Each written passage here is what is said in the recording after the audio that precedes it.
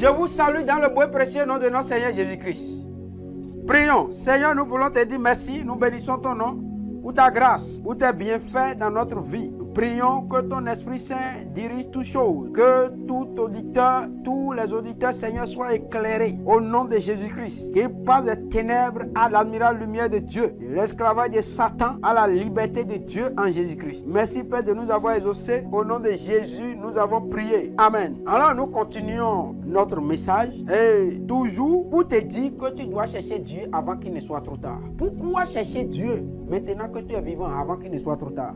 Tu dois chercher Dieu. Aujourd'hui, nous voulons voir. Tu vas chercher Dieu avant qu'il ne soit trop tard parce que Dieu est un grand roi. Voyons dans Psaume 95. Psaume 95. Je lis à partir du premier verset. Il dit, venez chantons avec allégresse à l'Éternel. Poussons des cris de joie vers le rocher de notre salut. Allons au devant de lui avec des louanges. Faisons retentir des cantiques en son honneur. Car l'Éternel est un grand Dieu. Il est un grand roi au-dessus de tous les dieux. Il est quoi? Un grand roi au-dessus de tous les dieux. Il tient dans sa main les profondeurs de la terre et les sommets des montagnes sont à lui. La mer est à lui. La mer n'est pas pour Mamouata. La mer n'est pas pour les démons. Non. Il dit la mer est à lui. C'est lui qui l'a faite. La terre aussi, ses mains l'ont formée. La terre n'est pas pour Sakpata. Non. La terre est pour l'Éternel Dieu. Venez, prosternons-nous et humilions-nous. Fléchissons le genou devant l'Éternel, notre Créateur. L'Éternel, notre Créateur. L'argent n'est pas le Créateur. Les gloires de ce monde ne sont pas le Créateur. Ton corps que tu adores. Le corps que tu adores va passer. Le corps que tu adores, tu prends soin bien de ton corps. Le corps sera détruit. L'argent va finir. Les gloires de ce monde passeront. Les dieux, les faux dieux derrière lesquels tu cours ne sont pas ton créateur. Non, c'est le mensonge de Satan. Il dit, car il est notre Dieu, verset 7. Et nous sommes le peuple de son pâturage, le troupeau que sa main conduit. Oh, si vous pouviez écouter aujourd'hui sa voix. Oh, si vous pouviez écouter aujourd'hui sa voix. N'endurcissez pas votre cœur comme à Mériba, comme à la journée de Massa dans le désert. Il ne faut pas endurcir ton cœur. Et dit, où vos pères me tentaient, m'éprouvaient, quoiqu'ils vissent mes œuvres. Pendant 40 ans, j'eus cette race en dégoût. Et j'ai dit, c'est un peuple dont le cœur est égaré. Ils ne connaissent pas mes voies. Moi aussi, j'ai juré dans ma colère, ils n'entreront point pas dans mon repos. Le Seigneur est en train de parler ici. Toi qui as vu de grandes choses de la part de Dieu. Alors tu dois savoir, je retourne au verset 3, car l'Éternel est un grand Dieu. Il est un grand roi au-dessus de tous les dieux. L'Éternel est un grand roi. Ce n'est pas un homme qui est un grand roi. Non, aucun roi sur cette terre, aucun président dans ce monde. Ils ne sont pas des grands rois. Aucun multimilliardaire. Jeff Bezos, non. C'est qui dans ce monde? C'est l'Éternel Dieu. C'est lui seul qui est le grand roi. Ce n'est pas un démon. Ce n'est pas Sakpata. Ce n'est pas Mamouata. Ce n'est pas Ogu. Ce n'est pas Ebioso. Ce n'est rien de tout ça. C'est l'Éternel qui est. Il est le Dieu. Il est le grand. Il est un grand Dieu au-dessus de tous les dieux. Alors, je te pose une question. Toi-même qui adores, je ne sais pas ce que tu adores, mais toi-même dans ton âme et conscience, tu sais qu'il y a Dieu, un Dieu qui a créé, et tu dis, Bédoton, pourquoi tu ne cherches pas ce Dieu-là? Et ce Dieu qui a créé le monde, pourquoi tu ne le cherches pas? Moi, je t'invite à le chercher avant qu'il ne soit trop tard. Parce que c'est lui qui va juger en dernier ressort. Tu sais pourquoi? Je te pose toujours la même question. Je reviens pour te poser une question. Si tu as la possibilité, on dit qu'il y a un jour, parce que nous avons vu dans Ecclésias 12, il dit quoi? Car pour tout cela, l'Éternel t'appellera en quoi? En jugement. Alors, l'Éternel va t'appeler en jugement. Ce n'est pas, on n'a pas dit que Ogu va t'appeler en jugement, que Mamouata va t'appeler en jugement, ou Sakpata va t'appeler en jugement, que Ayamatanga ou bien Atigali va t'appeler en jugement, ou Trompetor de Cap va t'appeler en jugement. Non. C'est pas ces choses. On n'a pas dit que Vladimir Poutine va t'appeler en jugement.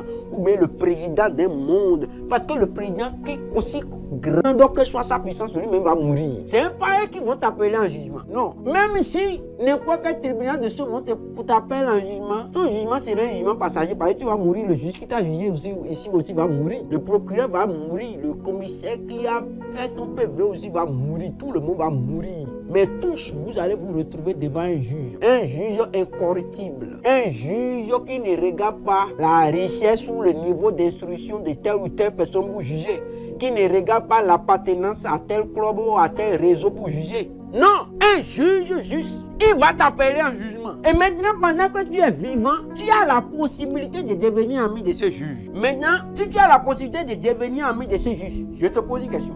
Quand toi, tu es sur la terre, ici, là, dans ce monde-là, quand on va appeler quelqu'un devant un juge, tout le monde a peur quand même. Donc, dès qu'on t'a appelé au commissariat, tu as peur. Non, mais on va t'appeler devant un juge, on va faire PV pour te déférer devant le procureur. Tu as peur, oui ou non? Oui, c'est normal. Tu as peur de quoi? De la prison. Mais ça, c'est une prison passagère. Parce que n'importe comment, quand même, la prison là ne va pas durer pour l'éternité. Donc, toi qu'on envoie en prison, tu vas mourir. Celui qui t'a envoyé en prison aussi va mourir. Mais le problème est que vous deux là, ou bien vous tous là, vous allez vous retrouver maintenant devant un jugement, devant un juge. Maintenant tu as peur d'une prison qui va passer, mais tu n'as pas peur d'une prison éternelle. Tu as peur d'un juge qui a priori peut juger, tu peux avoir raison, il peut faire un faux jugement, il peut faire un jugement erroné. Pas forcément parce qu'il est corrompu, non, mais parce qu'il ignore. Parce que des fois, le juge peut commettre des erreurs dans son jugement. Tout simplement parce qu'il ne connaît pas la vérité. Peut-être que quelqu'un, celui qui t'a convoqué devant lui, peut-être que la personne a menti sur toi et il a tout fait pour que le juge croit que c'est la vérité. Et le juge, n'étant pas Dieu, ne connaissant pas la vérité, peut te juger de façon erronée. Maintenant, je te pose une question. Si ce juge qui peut juger de façon erronée, qui est un homme, si tu as la possibilité de devenir son ami, au moment où on ne t'a pas encore amené, personne ne t'a amené encore devant ce juge, est-ce que tu ne saisis pas cette occasion? Oui, tu vas saisir l'occasion. Ou alors, si tu ne saisis pas l'occasion et qu'un jour, on te prend pour t'amener devant ce juge et que ce juge te dit, ah, mon cher ami, je t'avais donné l'opportunité de devenir mon ami et tu avais refusé. Est-ce que quand on va t'amener devant ce juge-là et que tu te rends compte que c'est ce juge qui t'avait offert son amitié entre-temps, au moment où aucun policier, personne n'était inquiété, est-ce que c'est devant ce juge que tu te retrouves? Est-ce que tu ne vas pas regretter? Oui, tu vas regretter. Tu vas regretter. Donc de la même manière, aujourd'hui là, quand on te parle de Dieu, on te parle de Jésus, et que tu ne veux pas écouter, tu n'as pas le temps de chercher Dieu, mais tu as le temps de chercher l'argent. Tu as le temps de chercher l'amitié des hommes. Tu as le temps de chercher la gloire de ce monde. Tu as le temps de chercher une protection éphémère.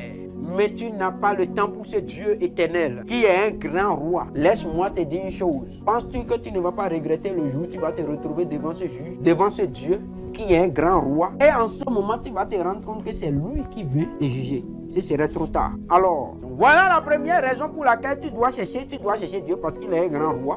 Deuxièmement, parce que c'est lui qui est le juge suprême qui va te juger le dernier jour. Donc, dans l'éternité, c'est lui qui va te juger. Tu as le devoir, alors, si tu es censé, de le chercher pendant que tu es vivant. La troisième raison, c'est quoi?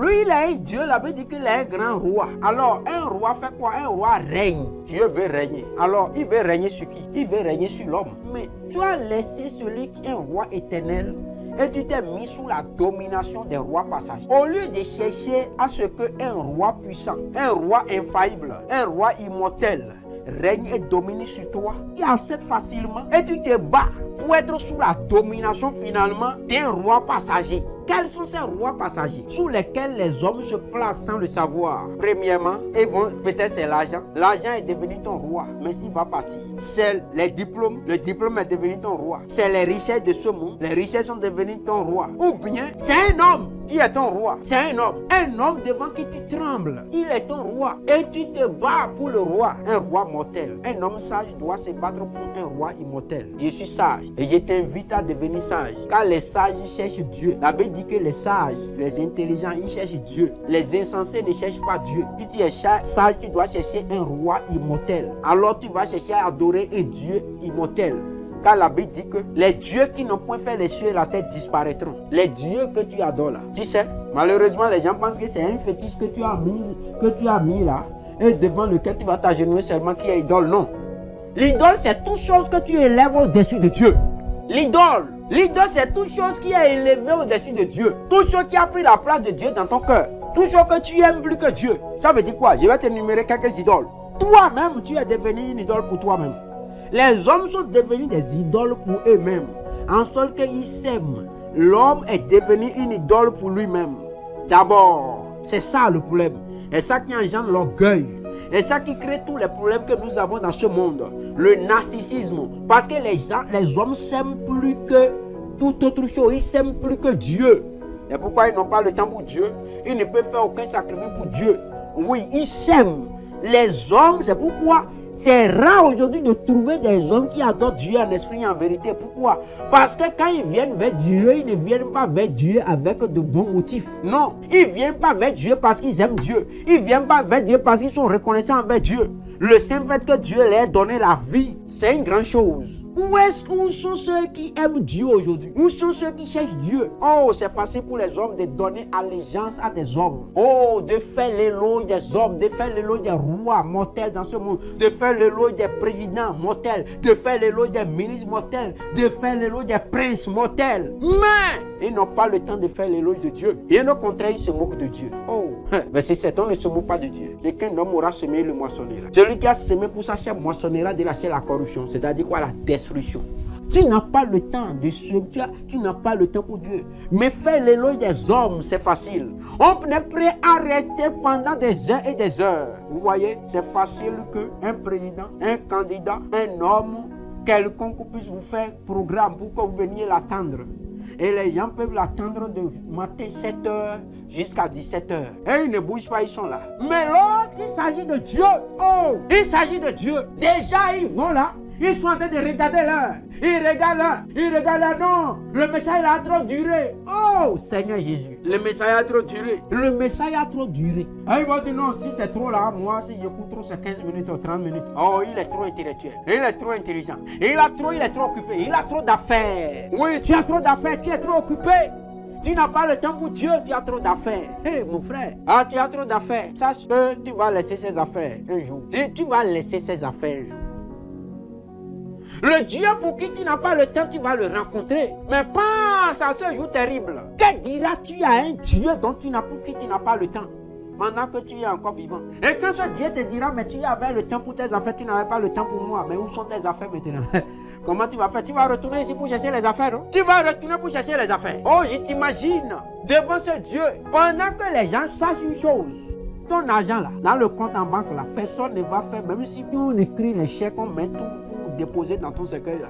Personne, tu ne pourras pas toucher à ces chèques-là. Tu as compris? Et maintenant, voilà que tu ne veux même pas donner l'argent là à Dieu, ton argent à Dieu pour dire Dieu. Oh, voici l'argent pour lequel j'ai couru tout le temps. Oh, tu as entendu ce que Pierre a dit à Élémas, à Simon, dis-moi, Simon le magicien. Quand Simon est venu avec l'argent, voulant prendre la puissance de Dieu, il dit quoi? Que ton argent périsse avec toi. Tu as imaginé? Si Pierre, tu as vu, l'homme aime l'argent. L'homme naturellement corrompu là aime l'argent. Tu vois, l'homme est tenté par l'argent. Mais c'est Pierre qui a parce qu'il a l'esprit de Dieu maintenant. Pierre dit, oh, Pierre voit l'argent. Mais il voit qu'il y a quelque chose de plus grand que l'argent maintenant. Et il dit non, que ton argent périsse avec toi. Tu as compris? C'est Dieu qui va prendre ton argent. C'est Dieu que tu peux corrompre avec l'argent. Simon a voulu corrompre Dieu, c'est Pierre. Avec Simon le magicien a voulu corrompre Pierre avec l'argent. Il lui a dit que ton argent périsse avec toi. Pense maintenant à Dieu quand tu te retrouveras devant Dieu Tout-Puissant. Celui qui a créé l'or et l'argent. Attends, le propriétaire de l'or et de l'argent, toi tu peux le corrompre avec quoi? Celui qui a créé l'or et l'argent là, c'est lui qui a créé ça. Toi tu veux le corrompre avec quoi? Non, il n'y a rien avec lequel tu peux le corrompre. C'est tout le problème. Tu as vu comment ton argent sera nul, zéro, faible, incapable de faire quoi que ce soit pour toi quand tu vas quitter ce monde. Le Dieu pour qui tu n'as pas le temps et tu cours tout le temps. Tu veux la protection. Mais comment vas-tu confier ta protection, ta sécurité, hein? Toi qui dors, les hommes dorment, tu vas confier ta sécurité à un Dieu qui ne t'a pas créé, alors que le Dieu qui t'a créé, qui connaît tous les codes de ta vie. Ce Dieu est là et tu ne lui confies pas ta sécurité. Tu n'as pas son temps. Aujourd'hui, laisse-moi te dire une chose, c'est le diable qui te trompe. Je ne vais plus faire de détours. Parce que le temps est court. Nous, il n'y a plus assez de temps. Bientôt, tout ce que tu vois dans ce monde, avec toute sa gloire, disparaîtra. Ce monde prendra fin. Ce monde avec toute sa gloire, ça prendra fin. Que tu le crois ou pas, écoute-moi, je vais te dire une chose. Les gens de Sodome et Gomorrhe ne croyaient pas que Sodome et Gomorrhe seront détruits. Mais ces deux grandes villes ont été détruites par le feu. Oui. Au temps de Noé, les gens ne croyaient pas. Donc quand tu me crois aujourd'hui ou que tu ne crois pas, cela n'est pas étonnant. S'il te plaît. Quand vous croyez, quand vous m'entendez que ce monde sera détruit ou que vous ne croyez pas, alors cela n'a pas d'importance. Et réfléchissons un peu. Je vais vous poser une question. Toi qui es un père de famille, tu as construit ta maison. Tu as construit ta maison pour quand même que de l'ordre règne dans ta maison. Tu es encore vivant. Vas-tu accepter que les désordres viennent s'installer de façon éperdue, de façon éternelle dans ta maison pendant que tu es vivant et tu vois? Non, je crois que non. Mais à un moment donné, quand le désordre va atteindre, même aussi grave que soit ta patience, quand le désordre va atteindre un moment à un niveau insupportable, tu vas venir pour siffler la fin de la récréation, n'est-ce pas? Alors sache que ce monde, c'est Dieu qui l'a créé, donc c'est comme sa maison qu'il a construite. Et il ne veut pas accepter. Et vous pensez que Dieu est et que Dieu est juste. Maintenant, si le diable t'a déjà trompé pour te dire que Dieu n'existe pas, ce n'est pas un problème. Alors laisse-moi te dire une chose. Voilà, la Bible a déjà parlé de toi. Toi qui ne crois pas que Dieu existe, la Bible a déjà parlé de toi. C'est pourquoi moi j'aime la Bible, j'aime la parole de Dieu. C'est vraiment la parole de Dieu parce que cette parole a donné des réponses à toutes les situations. Tu vois, regardons dans Psaume au chapitre 14. Il dit, verset 1er, il dit au chef des chantres de David, l'insensé dit en son cœur, il n'y a point de Dieu. Tu vois?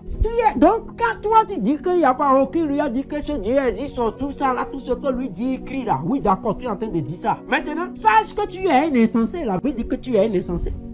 Tu es un insensé. Et la Bible dit que les insensés ne pourront pas aller au ciel. Tu as compris, non?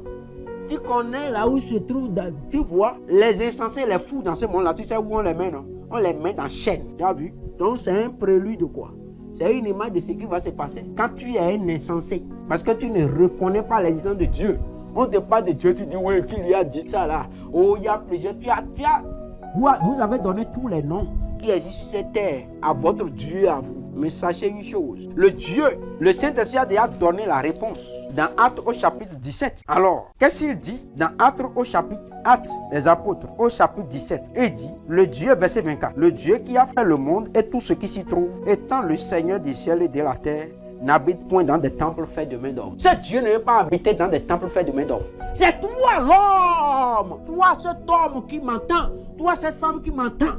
C'est en toi que ce Dieu veut habiter. C'est lui-même qui t'a fait. Et il veut habiter en toi. Lui ne veut pas te laisser toi que lui l'a créé là.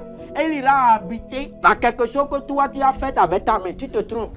Écoute, quand même si tu restes un peu tranquille, même si tu n'as pas lu la Bible là, et que tu entends ce qu'il dit là, et tu retournes un peu en arrière, tu réfléchis avec ton raisonnement scientifique, toi, mais tu dois trouver que la chose n'est pas normale. C'est Dieu qui t'a créé. Et lui va te laisser toi. Entre toi que Dieu a créé et les choses que toi tu fabriques, qu'est-ce qui est parfait? Qu'est-ce qui est parfait? Qu'est-ce que Dieu va apprécier? Tu penses que Dieu va apprécier l'œuvre que toi, l'homme, tu as faite plus que toi, même qui est son œuvre que lui a faite? Non. Maintenant, le diable va te tromper pour te dire, oui, les autres choses là, c'est pas Dieu qui les a aussi créées. Comme d'autres ont l'habitude de dire, oui, mais Satan là, lui-même là, dont vous parlez là, qui l'a créé? Ce n'est pas Dieu qui a créé Satan aussi. Ce n'est pas Dieu qui a créé le mal aussi. Alors, laisse-moi te dire une chose. Je vais te répondre en te disant une chose. Sache que tu as vu beaucoup de drogués sur la terre, non? Tu as vu beaucoup de voleurs, tu as vu beaucoup de prostituées.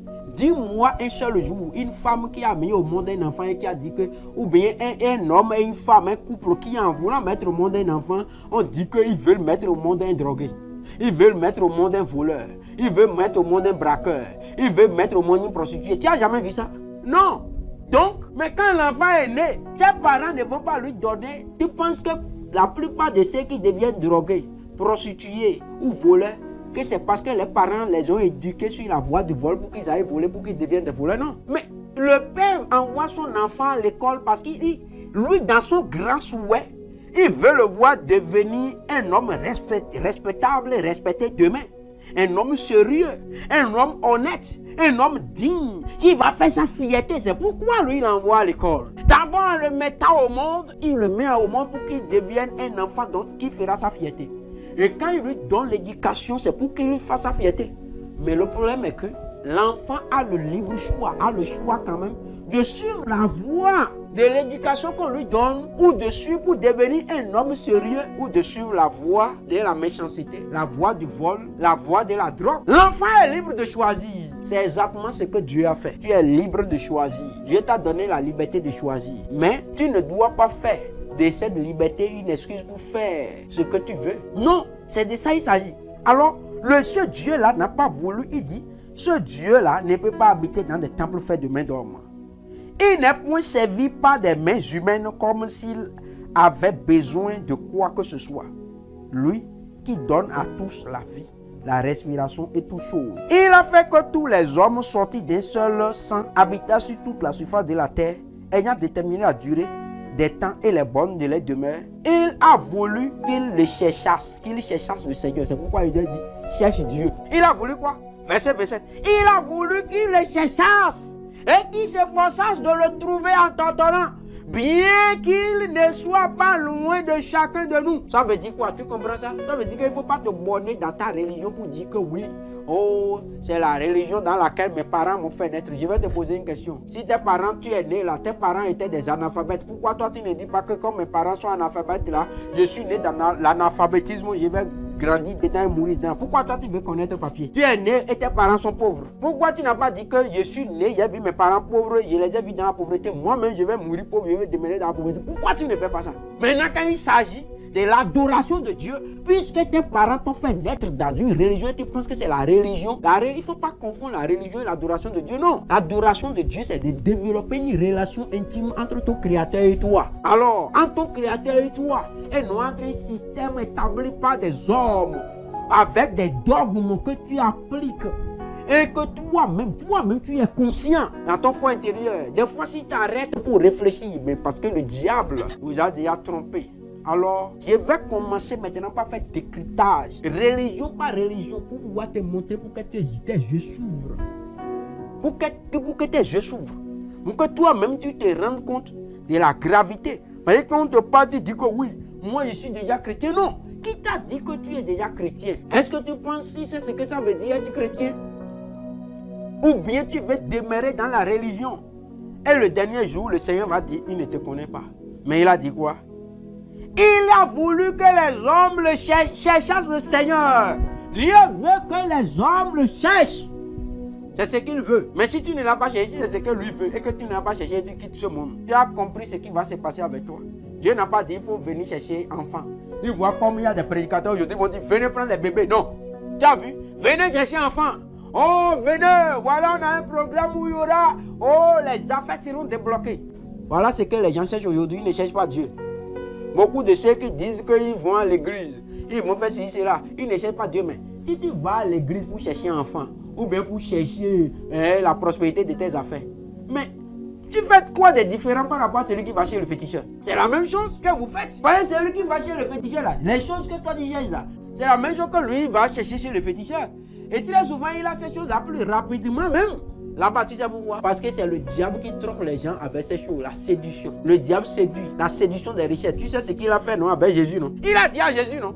Il a dit, oh, il a montré la terre, le monde avec ses royaumes et toute sa gloire, ses richesses. Et il a dit quoi? Toutes ces choses m'appartiennent. Et je le donne à celui qui m'adore. Tu as compris ça? Et il a dit quoi? Toutes ces choses, toutes ces richesses, ça m'appartiennent. Et je les donne à celui qui m'adore. Donc, ce n'est pas étonnant que quand quelqu'un va chez le féticheur, et il cherche l'argent, il va chez le féticheur. Il cherche le pouvoir dans ce monde, il va chez le féticheur. Il cherche la gloire de ce monde, il va chez le féticheur. Oui. Et toi-même, tu vas à l'église, tu vas chez un pasteur, et lui-même, il te parle de la gloire, de la richesse, des choses de ce monde. Écoute, c'est une erreur. Dieu veut que tu le cherches. Dieu ne veut pas.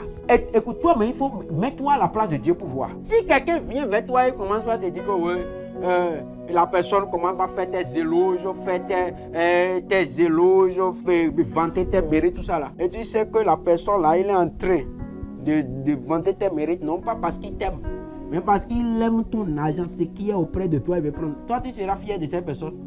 Tu seras content de cette personne. Non, tu ne veux pas être content de cette personne. Tu ne peux pas souhaiter. Tu vas toujours préférer des gens qui t'aiment véritablement. Pour ce que tu es, non pour ce que tu les donnes. C'est ce qu'un homme désire. Maintenant, pourquoi tu penses que Dieu va t'approuver parce que tu viens vers Dieu à cause de ce que tu veux obtenir chez Dieu? Non. Dieu n'a pas voulu, Dieu n'a pas dit qu'il faut chercher l'argent. Quand bien même Dieu est capable, c'est lui qui est le propriétaire de l'or et de l'argent. Il peut te donner l'argent, mais c'est que Dieu veut, il veut que tu le cherches lui-même. Et quoi il dit chercher premièrement le royaume de Dieu, sa justice, et tout le reste vous sera donné par dessus. Mais malheureusement aujourd'hui, les gens n'ont pas le temps pour chercher Dieu. Non, mais ils veulent chercher quoi? Chercher les autres choses. Chercher la guérison, chercher l'argent, chercher le déblocage des affaires, chercher ceci, cela, chercher la protection, plein de choses. Mais ils ne cherchent pas ce qui est essentiel. Je t'invite alors à retourner vers l'essentiel. L'essentiel c'est qui? L'essentiel c'est Dieu lui-même. C'est de Dieu que tu as besoin. Si tu as trouvé Dieu, tu as trouvé tout le reste. Maintenant que tu n'as pas trouvé Dieu, oh mon frère, tu seras ballotté par tout vent de doctrine. Ta vie, quoi qu'en soit ce que tu auras dans ce monde, ta vie ne sera jamais en sécurité. Parce que tu as besoin de Dieu et de Dieu seul. Dieu seul suffit pour toi. Lui seul suffit. Il est suffisant parce que lui-même, il est tout. Tout est en lui. Mais si tu n'as pas Dieu et que tu as tout ce que tu peux avoir dans ce monde, je vais te dire que tu as tout sauf l'essentiel. Tu as tout sauf l'essentiel. Donc il a voulu que les hommes cherchassent le Seigneur et qu'ils se forçassent de le trouver. Tu dois te forcer de trouver Dieu, bien qu'il ne soit pas loin de chacun de nous, car en lui nous avons la vie, le mouvement et l'être. C'est ce qu'ont dit aussi quelques-uns de vos poètes. Nous sommes de sa race, tu es de la race de Dieu. Il dit ainsi donc, étant de la race de Dieu, nous ne devons pas croire que la divinité soit semblable à de l'or, à de l'argent ou à de la pierre scrutée par la et l'industrie humaine. Alors, qu'est-ce qui se passe maintenant? Dieu, sans tenir compte des temps d'ignorance, annonce maintenant à tous les hommes, à tous les qui aient à se repentir. Tu dois te repentir. Là où tu es, je ne sais pas.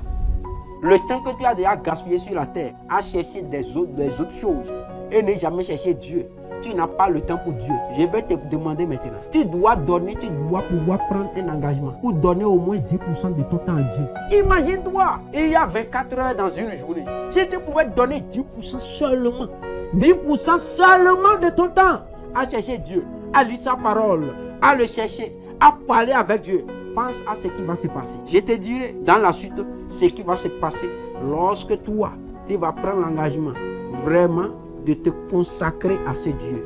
Quelque chose d'extraordinaire va se passer dans ta vie. Mais si tu ne prends pas cet engagement, je vais te dire que ce serait trop tard. Prions. Seigneur éternel Dieu, nous voulons te dire merci pour la grâce que tu nous accordes. Pour rappeler, tu veux que ton peuple revienne vers toi, que l'humanité revienne vers toi. Je prie comme ce message est en train de sortir.